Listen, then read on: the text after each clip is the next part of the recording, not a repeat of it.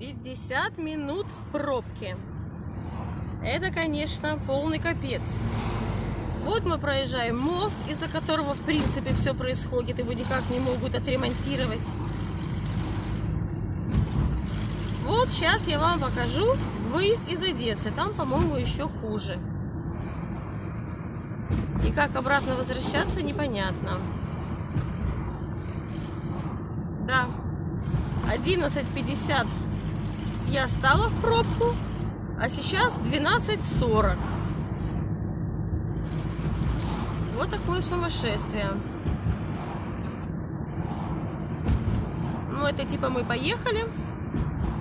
Сейчас буду снимать вам встречную пробку. Мне просто надо сейчас вернуться обратно. Я вот думаю, наверное, нужен вертолет.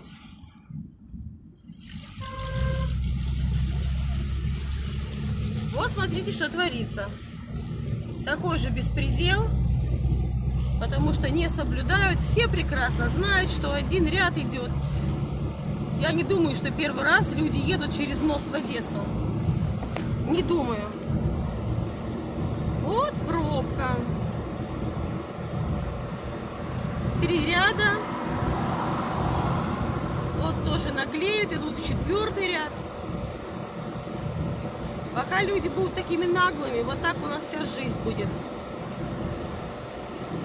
Страшно просто. Никакого уважения друг к другу. Вот, скажу вам, мы доехали до Алтестова. Вот видите, нагляк какой едет навстречу. Еще бы по встречке поехал. Вот, ребят, мы доехали до Алтестова. Пробка продолжается. Как же лучше снимать, чтобы было видно? Пробка продолжается. Я даже не знаю, тут на часа 2. Пассажирских автобусов я вообще не вижу. Такое вообще, что они не ездят. Ё-ё-ё! Ребята, пробка идет до КП. Это что-то невероятное. Это что-то невероятное.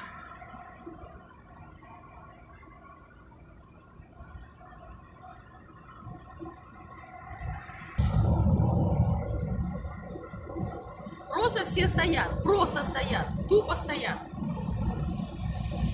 Нет, по-моему, такого никогда не было.